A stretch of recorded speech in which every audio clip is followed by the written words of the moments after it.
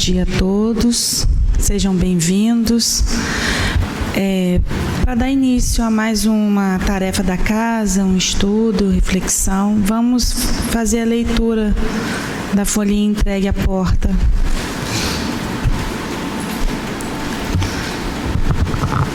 Evangelho segundo o Espiritismo, capítulo 10, Bem-aventurados os que são misericordiosos. Item 16, a indulgência. Espíritas, agora queremos vos falar sobre a indulgência, esse sentimento tão doce, tão fraterno, que todo homem deve ter por seus irmãos, mas do qual tão poucos fazem uso. A indulgência não vê os defeitos dos outros ou, se os vê, procura não falar deles, não divulgá-los, ao contrário, esconde-os, a fim de que sejam conhecidos apenas por ela.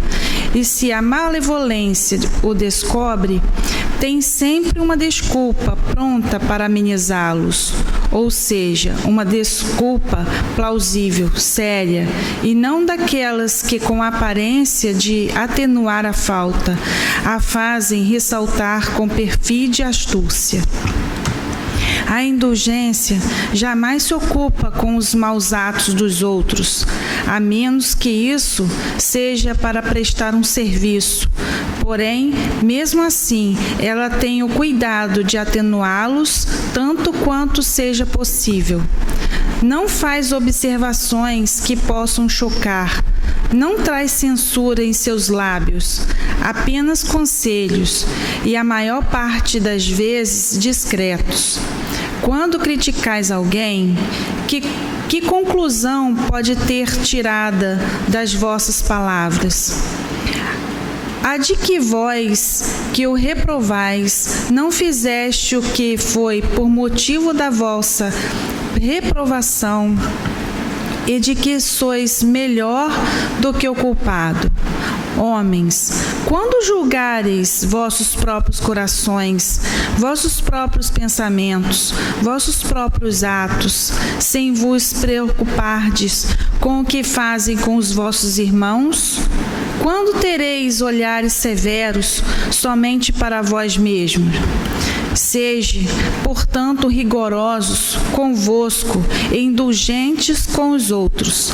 Pensai naquele que julga em última instância, que conhece os pensamentos secretos de cada coração e, em consequência, frequentemente perdoa as faltas que censurais ou condena as que desculpais, porque ele sabe o que motiva todos os vossos atos. Pensai também que vós, que gritais, maldito, também tenhais cometido faltas mais graves. Meus amigos, sede indulgentes, porque a indulgência seduz, acalma, corrige, enquanto que o rigor desanima, afasta e irrita. José, Espírito Protetor, Bordeaux, 1863. Vamos fazer a nossa prece. Querido e amado Deus, Jesus, nosso irmão maior, Dr. Erma, mentor de nossa casa amiga, espíritos amigos e protetores, peço permissão para dar início a mais uma tarefa da casa, a mais um estudo, reflexão. Peço também uma bênção especial à nossa irmã Margarete, que vai, com sua palavra amiga, doce e querida, passar para todos nós o ensinamento, que possamos estar com o coração e com a mente aberta para esse novo ensinamento. Fique conosco, hoje, agora e sempre, assim seja.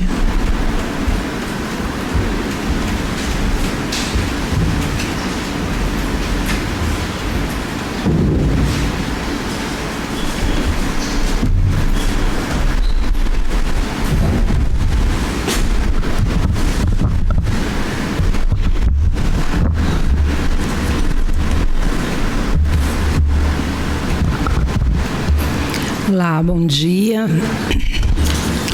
Que Que a paz e a serenidade do Mestre Jesus nos envolva nesse momento, né? Que é tudo que precisamos para começar um dia que tem bastante sol lá fora.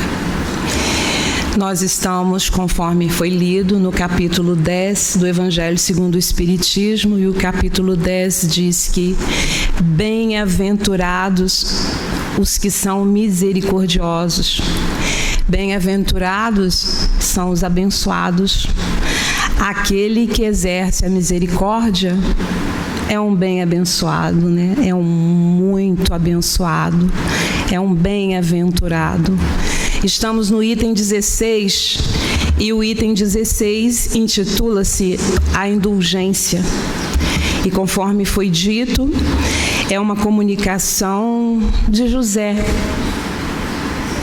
um espírito protetor, na condição, né, de espírito protetor. E ele começa dizendo para nós que a indulgência é um sentimento doce, não é isso que vocês leram aí?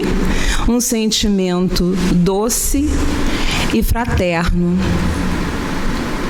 Um sentimento que todos deveriam, ou melhor, que todos devem ter um dia. Estamos a caminho da melhoria, todos nós, né?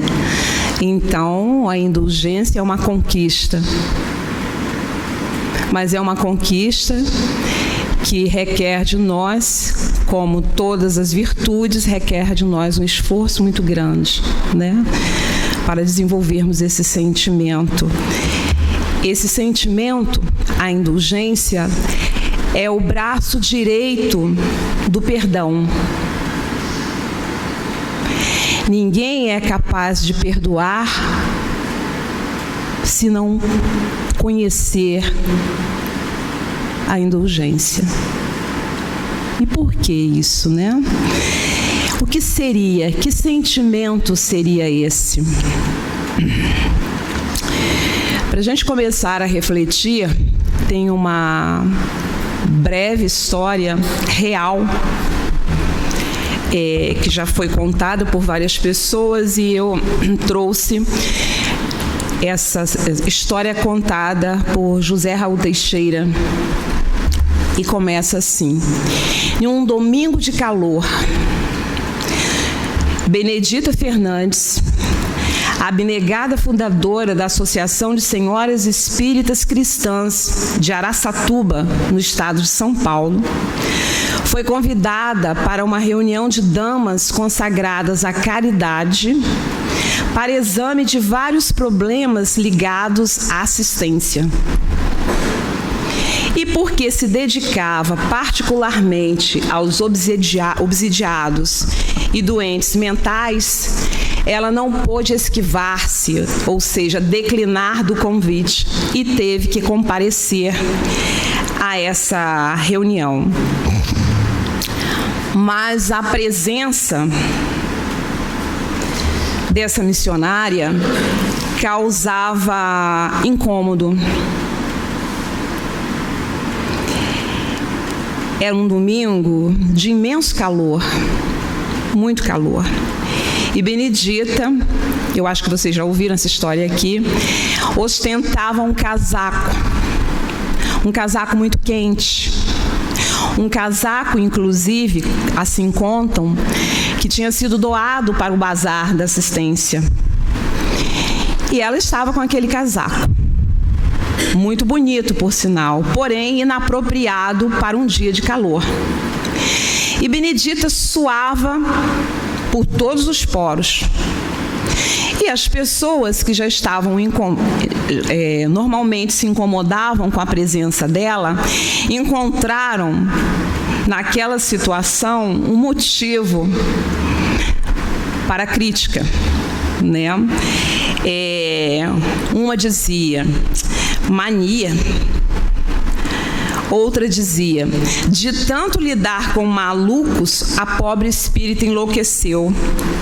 Quem disse isso foi uma elegante senhora que estava sentada em uma poltrona falando com a colega do lado. Outra disse: é pura vaidade, olha o casaco dela. Benedita continuava, na reunião. Caso de obsessão, falou uma outra. Está obsidiada. Enfim.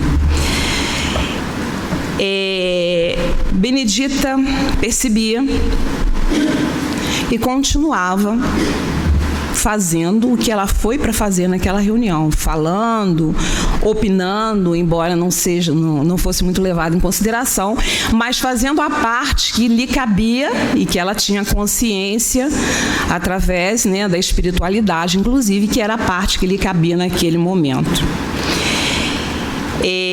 Só que as pessoas da plateia, as pessoas que faziam parte da reunião, começaram a ficar muito incomodadas com aquela situação de Benedita suando por todos os poros e vestida com aquele casaco em um dia de tanto calor. O dirigente da reunião chega até ela educadamente e pede discretamente que ela retirasse o casaco. Obediente, como todo espírito que já alcançou um certo grau de superioridade, Benedita retirou o casaco. Muito triste, cabisbaixa, mas ela retirou o casaco. E para espanto de toda a plateia, de todos que estavam na reunião, ela estava vestida com um vestido de chita, todo remendado. Mas ela continuou de cabeça erguida, provavelmente parou de suar, de cabeça erguida, participando, opinando e contribuindo para o sucesso da reunião. E aí, lembrando dessa história, me veio à mente, que espírito, Quanta indulgência traz esse coração.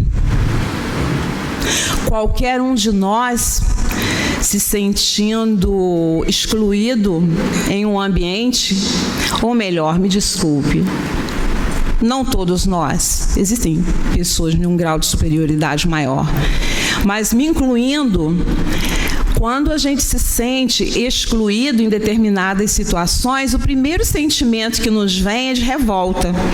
Tipo, pego o meu banquinho e saio de mansinho. Não é isso? Mas aquele que já desenvolveu o sentimento da indulgência, ele olha para aquele outro que o está criticando, que o está excluindo, que não está compreendendo a proposta dele, quando é uma boa proposta, porque espírito superior tem boas propostas, Ele olha com indulgência. Ele olha perdoando. Eu disse que Benedita provavelmente ficou triste. Tristeza não tem nada a ver com raiva. Tristeza tem a ver com, poxa vida, porque eles ainda valorizam tanto as aparências, Por que pessoas, damas, que se dizem damas da caridade, por que pessoas envolvidas em projetos de caridade ainda se incomodam tanto com as aparências? Senhor, ajude-os a se libertar disso, sair um pouco do chão e olhar para o alto. Isso é para quem já desenvolveu o sentimento da indulgência. Quanta misericórdia em um coração desse, A gente disse que indulgência é um braço, talvez o braço direito do perdão. Mas para perdoar é necessário aceitar, A aceitação é o sentimento mais importante para que a gente possa desenvolver a indulgência. Aceitar as diferenças, aceitar as imperfeições.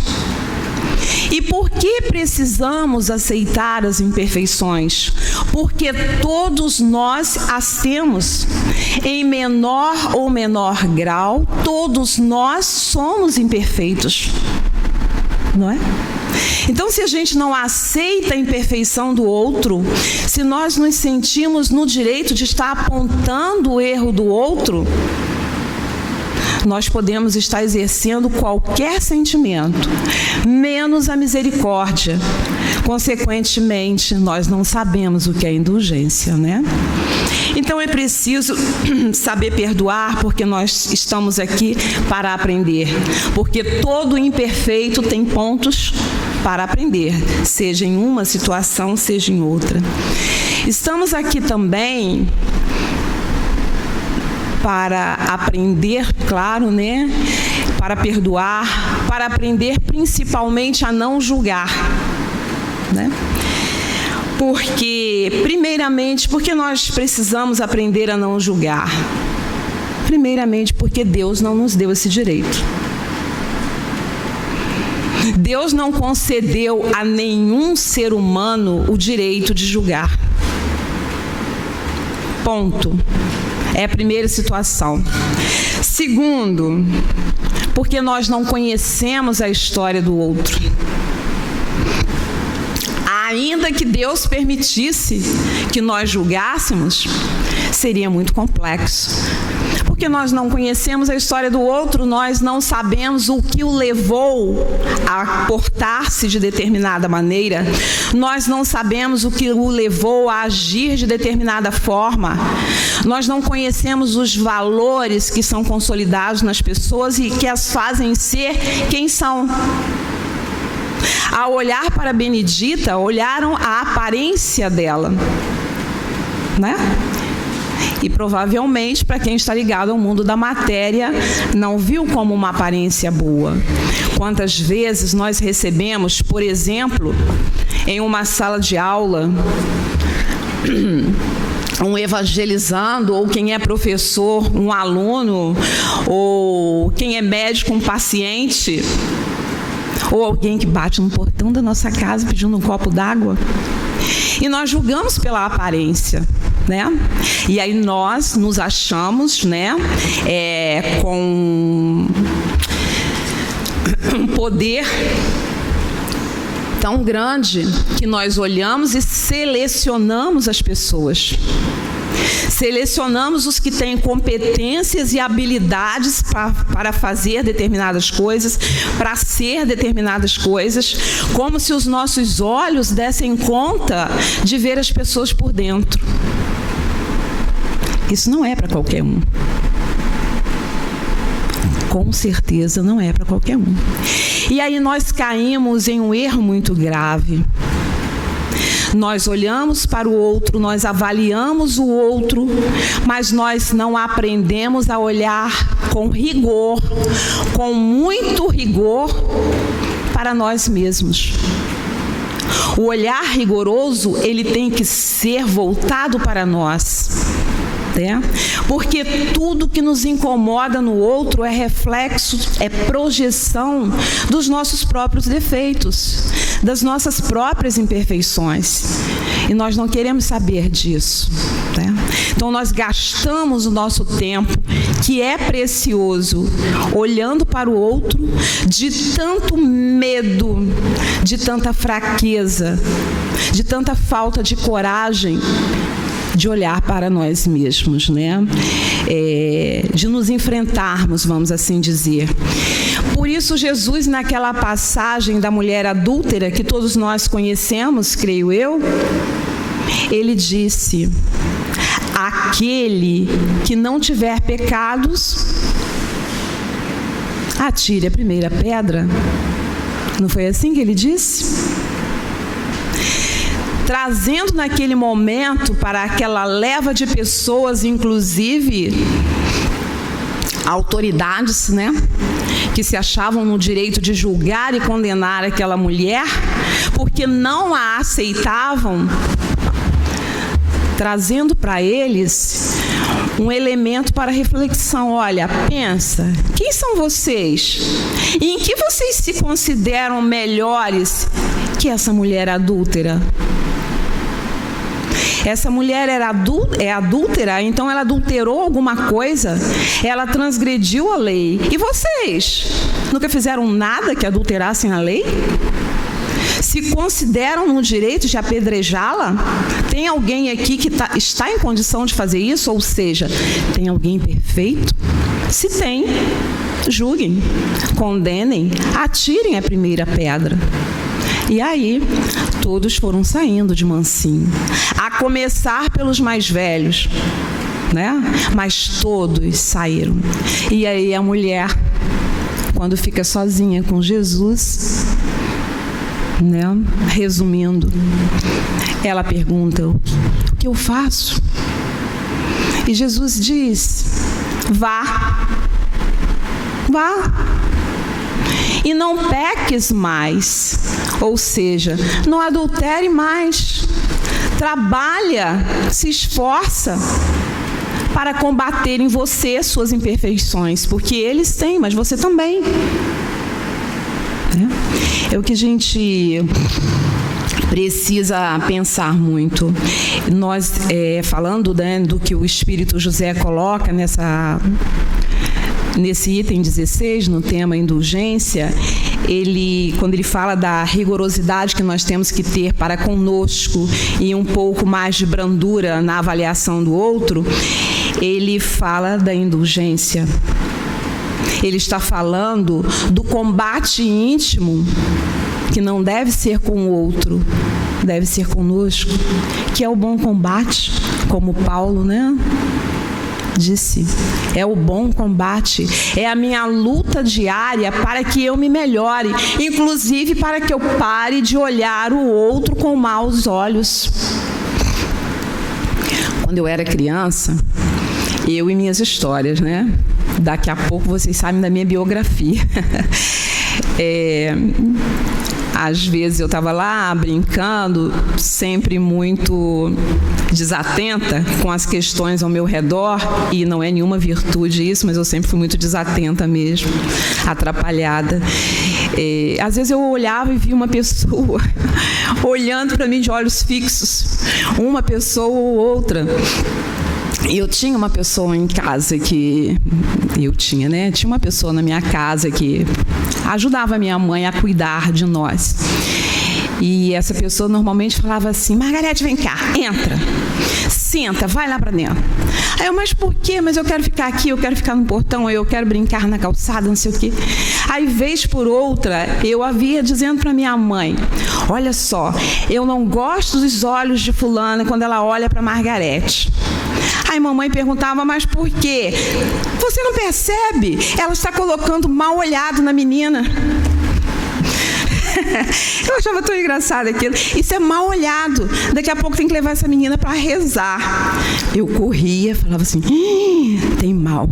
Corria pro meu quarto e começava: Pai Nosso, Ave Maria, blá, blá, blá. Eu mesmo, né? Tipo, vou rezar. Estão botando mal olhado em mim. Depois eu voltava e perguntava: mamãe, o que é mal olhado? Ela é do mal? Mamãe, não, minha filha, deixa isso pra lá. Mas eu acho que mamãe também devia rezar bastante, né? E eu ficava sem entender o que era mal olhado, né? Pode ser uma questão de uma vibração menos boa, que a pessoa pensa que está direcionando para alguém e está realmente direcionando, mas que só vai surtir efeito se houver sintonia. Tudo isso a gente sabe e eu não sei explicar direito. Enfim, mas o que a gente entende é que aquela pessoa provavelmente estava olhando para mim, por exemplo, o que essa menina está fazendo na calçada descalça, brincando na poeira, né? A mãe dessa menina ou a babá dessa menina, enfim, não estão vendo isso, né? Então a gente vê o quê? Que as pessoas, elas estão sempre julgando. Provavelmente na casa dela, as crianças dela estavam deixando de fazer uma lição porque a mãe não estava presente. Olha eu julgando também, né? Então são situações que a gente vê que é a questão do desperdício do nosso tempo, né? Olha para o outro, esquece de olhar para si mesmo, e o si mesmo envolve não apenas a nós, individualidade. O olhar para si mesmo envolve toda a complexidade do ambiente onde a gente vive, né? A nossa família, o ambiente do nosso trabalho, o ambiente, os ambientes dos quais a gente faz parte, né? O nosso olhar, o nosso cuidado, o nosso carinho, né? Quantas vezes a gente olha a grama do outro e diz que está mais verdinha que a nossa? Mas será que nós regamos a nossa grama? Será que nós podamos a nossa grama, cortamos a nossa grama, regamos as nossas flores com tanto carinho quanto o vizinho que tem um jardim florido? Quais são os cuidados que a gente tem? Porque muitas vezes a gente olha para a nossa grama ou para as nossas flores e reclama. Tudo seco. Esse girassol não brota por nada. Aquela rosa não tem jeito, ela murchou. Desabrochou ontem, hoje já está murcha. Qual foi o meu olhar? Porque o olhar alimenta. Se existe o mal olhado, como dizia, existe o bem olhado. E eu prefiro acreditar no bem olhado. Porque o bem olhado rega. Rega de carinho, rega de bons fluidos, rega de esperança. E faz florescer, né? Então, a pergunta inicial foi: o que é indulgência, né? Que sentimento é esse que é o braço direito do perdão? Indulgência é tolerância. Tolerância com as imperfeições, com todas as imperfeições, porque somos imperfeitos. Mas indulgência também é tolerância e aceitação daquele que pensa diferente de mim, daquele que faz escolhas diferentes daquelas nas quais eu acredito. Isso envolve a indulgência, que é a questão da diversidade. Indulgência é a aceitação de tudo aquilo que eu não posso modificar. Porque tudo que eu não posso modificar, que não cabe a mim, se eu reflito, porque às vezes eu quero modificar questões que não são da minha alçada, né? Eu quero podar o outro. Poda é só em planta, para que brotem folhas novas, né? E floresça. Mas quando eu quero modificar o outro, eu posso estar fazendo qualquer coisa menos respeitando. Mas falando do nosso tema, que é a indulgência, é a aceitação de tudo daquilo que eu não posso modificar, é no sentido de que eu preciso refletir. Isso me cabe, isso é da minha alçada. Daqui para lá, não. Envolve até a questão dos nossos filhos. Se nós temos consciência de que estamos educando os nossos filhos dentro dos valores cristãos, dentro da caridade, dentro da compreensão do respeito ao outro, e ele faz escolhas que a gente não aprova, não nos cabe mais. Porque nós temos a consciência de que nós estivemos presentes o tempo inteiro. Agora, o grande problema é quando a consciência mexe e diz: eu não fiz tudo o que eu deveria, eu não eduquei, eu não evangelizei, eu não falei de Jesus, eu não falei do bem, eu não trouxe uma reflexão ética para ele, porque criança também reflete, né? E aí é uma outra história, mas o tempo já passou, eu não vou poder mudar mais. Então, indulgência é a aceitação de tudo aquilo que nós não podemos modificar porque nos cabe. Indulgência também é respeito às escolhas, mas é também respeito aos equívocos dos outros. Está equivocado, está fazendo uma escolha menos boa, porque é um momento dele. Naquele momento, eu posso até chegar e falar assim: olha, peraí, pensa um pouquinho sobre o que você está fazendo. Se precisar, eu estou aqui. Conte comigo. Mas eu não posso ir lá e retirar o equívoco dele, porque eu vou estar adulterando a lei, que só ele vai descobrir e só ele vai aprender a seguir, né? Quando a gente respeita o momento do outro, quando a gente perdoa, quando nós somos rigorosos conosco, quando nós somos misericordiosos com os outros, nós acalmamos. José fala disso. Nós corrigimos. Sem dizer que o outro está errado, nós corrigimos. Porque o que mais corrige, o que mais educa é o exemplo. Mais que qualquer fala, mais que qualquer ação, o exemplo arrasta, não é isso? O exemplo reergue, ajuda o outro a pensar nas questões dele e se levantar, tantas vezes quanto ele cair. Se ele souber que o exemplo de misericórdia e de perdão e de indulgência está ali de braços abertos para recebê-lo, ele vai ter vontade de levantar de novo, né? Porque traz paz. Porque todos nós queremos paz de alguma forma, porque todos nós desejamos viver em paz, né? E aí, vendo a lição distribuída à porta, nós temos na lição de hoje uma fala de Dr. Herman: compreender para ajudar. E ele diz assim: os espíritos humanos, quando ainda próximos das realidades e necessidades terrenas, costumam ter variados tipos de turbação das suas ideias. Nós somos confusos, né? Uns mais, outros menos. Mas ninguém é totalmente lúcido, nós somos confusos. Isto porque a falta de perspectiva não lhes dá visão adequada de todas as suas necessidades.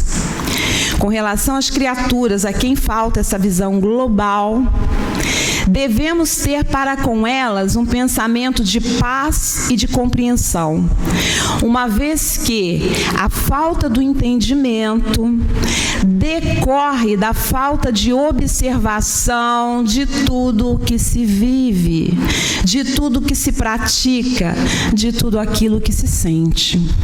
O homem deve procurar guardar no coração sempre um sentimento de compreensão. E devemos também ter compreensão para aqueles que ainda não percebem todos os valores que já percebemos. Assim, por exemplo, há algumas religiões que conduzem os seus seguidores a práticas absurdas. De nossa parte, devemos tratar com piedade as pessoas que agem no mal. Aqueles que se tornam seus seguidores autômatos, sem tirocínio, sem sentimentos, devemos desculpar como alguém que não se apercebe da sua pequenez.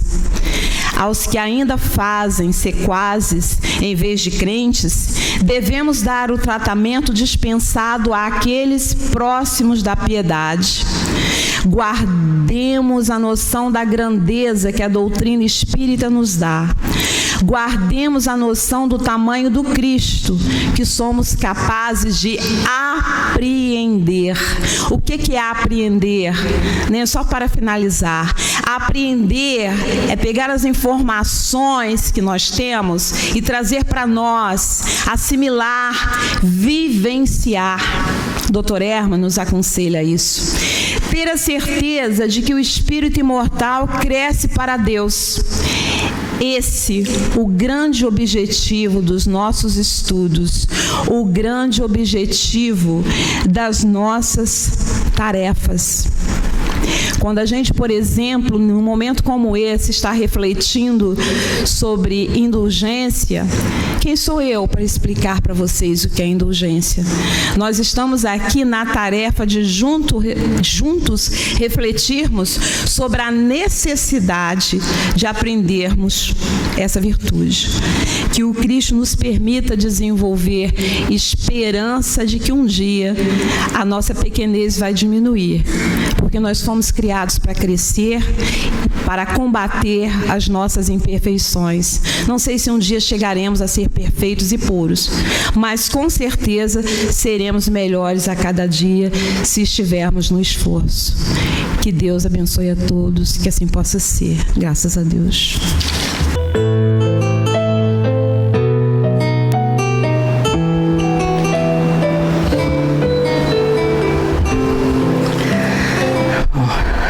Mestre Jesus abençoe a todos nós na alegria de viver em mais um dia de vida, onde a gente tem a oportunidade de rever os nossos pensamentos, as nossas emoções, de estarmos construindo momentos melhores para nós, de fazermos uma leitura a respeito da indulgência, né?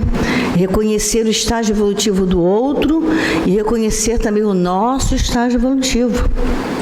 Porque às vezes a gente olha para outra pessoa, a gente cobra ou tenta entender, mas se a gente não se entende, a gente não vai conseguir fazer esse trabalho com os nossos irmãos de caminhada.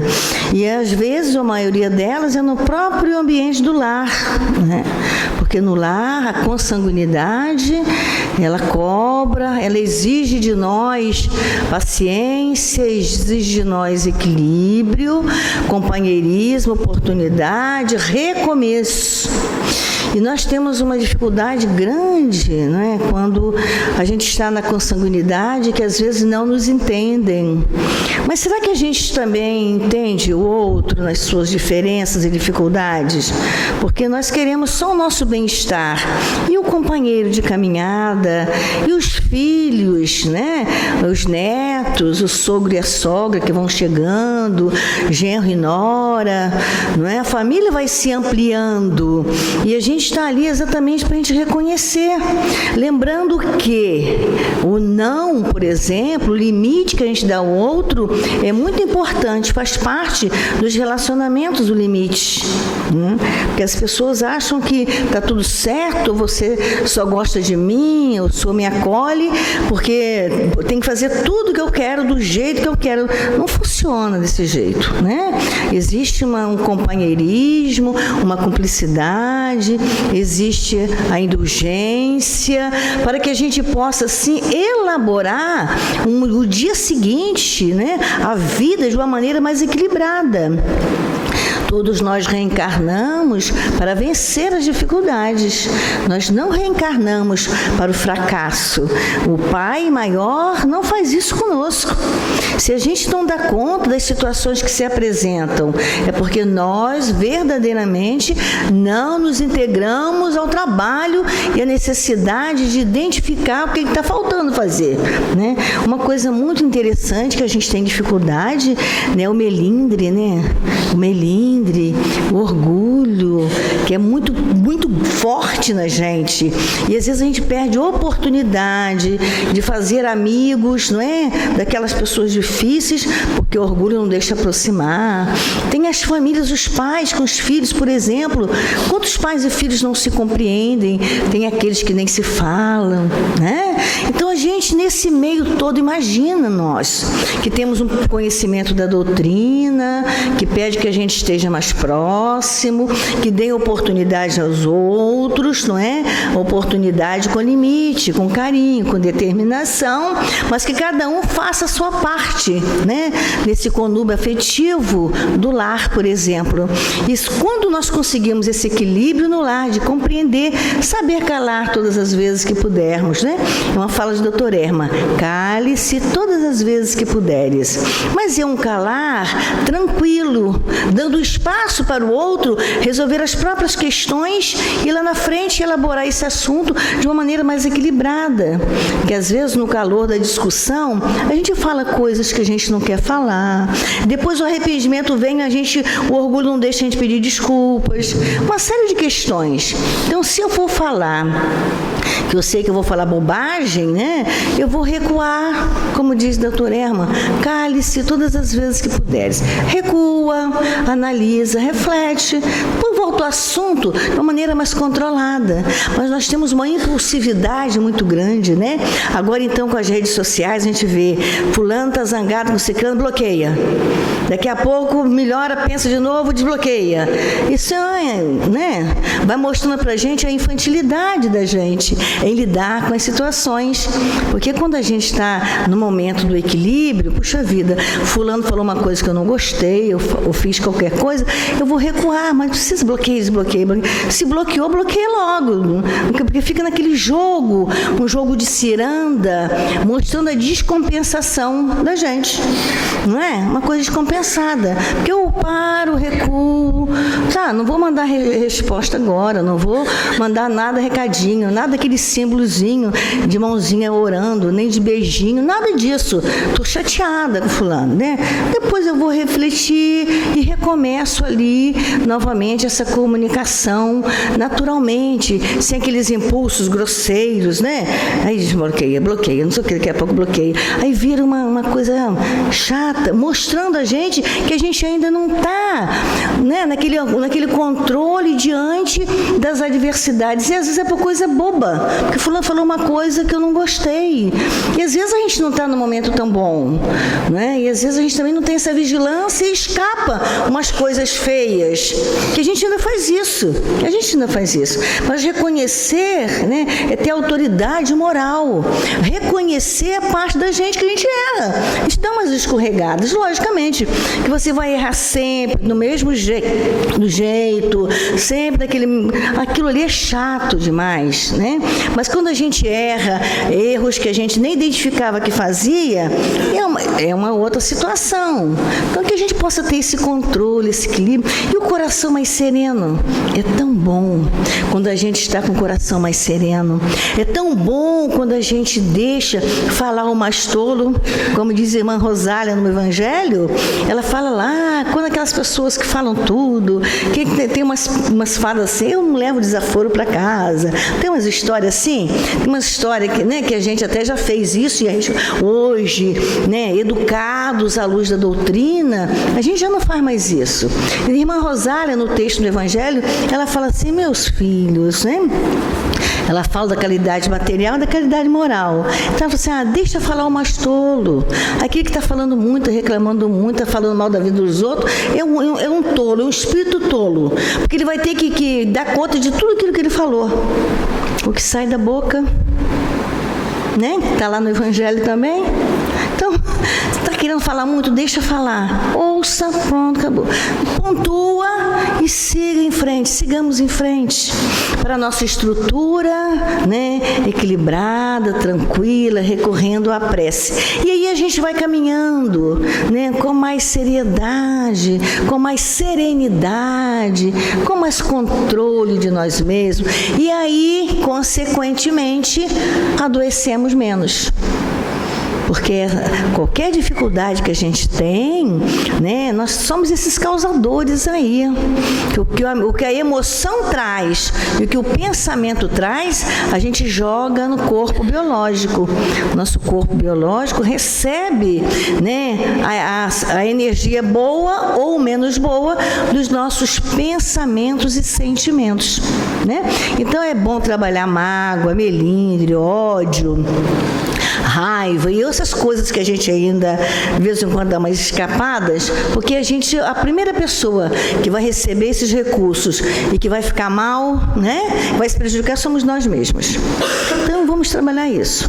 E é muito importante reconhecer o estágio evolutivo, conforme eu falei no início, do outro e o nosso também, para a gente ter aí uma relação familiar e de amizade com mais controle, com mais equilíbrio, e aí a gente ir tranquilo. E se a gente reconhecer que nós erramos, vamos pedir desculpas, mas não é aquela desculpa da boca para fora, não. Vamos verdadeiramente trabalhar esse homem orgulhoso, né?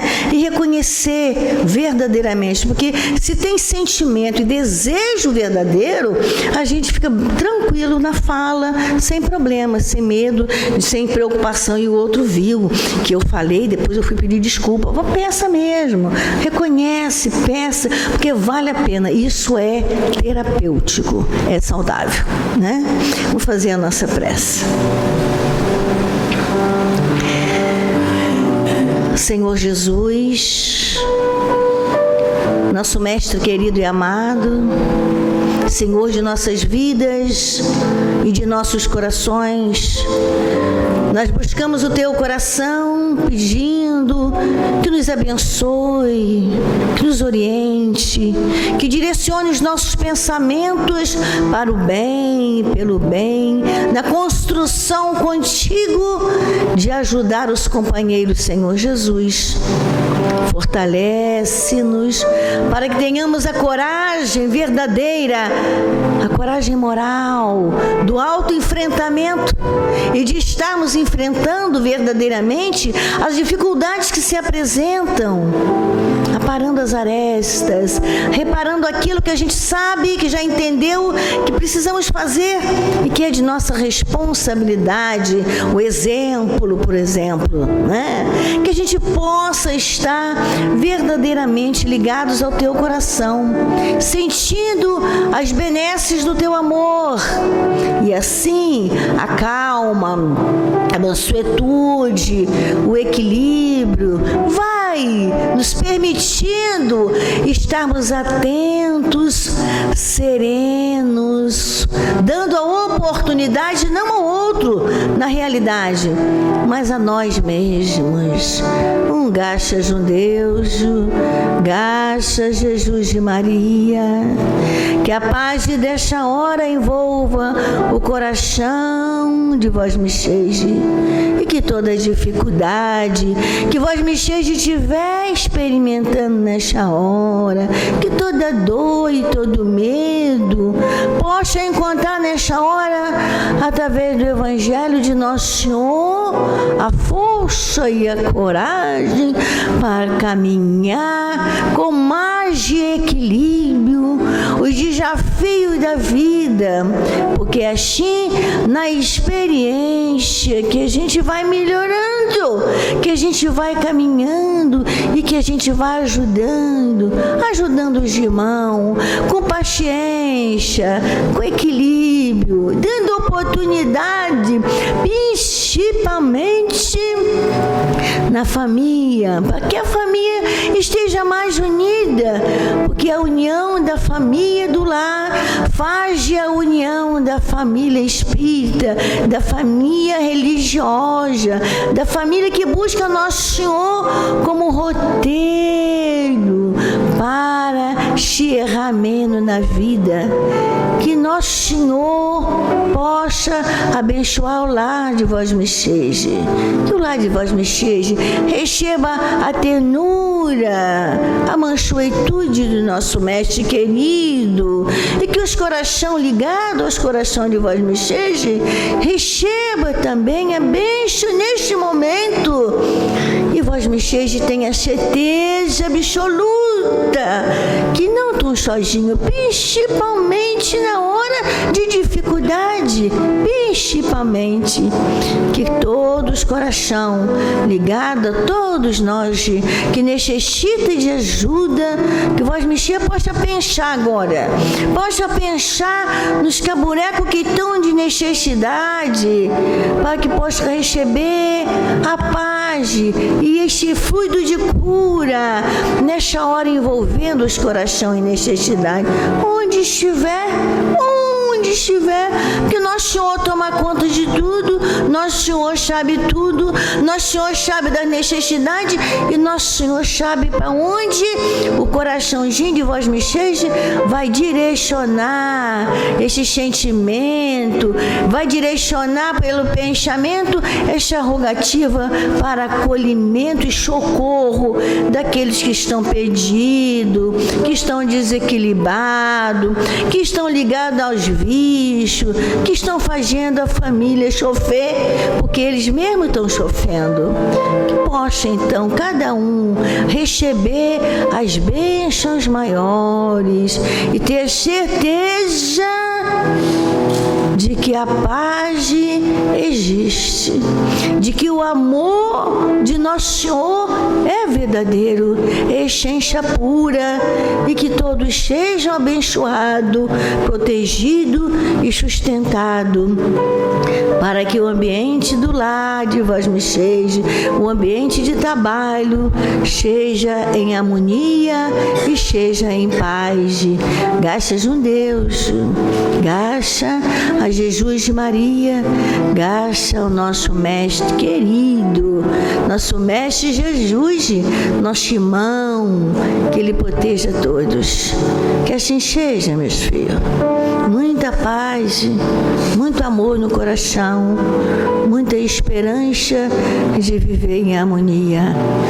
Que assim seja. Que o Senhor Jesus abençoe a todos nós, que tenhamos a serenidade, a harmonia do nosso Mestre, conduzindo o nosso dia, nossas experiências, junto aos nossos queridos amores, à nossa família, aos nossos irmãos. Muita paz a todos nós.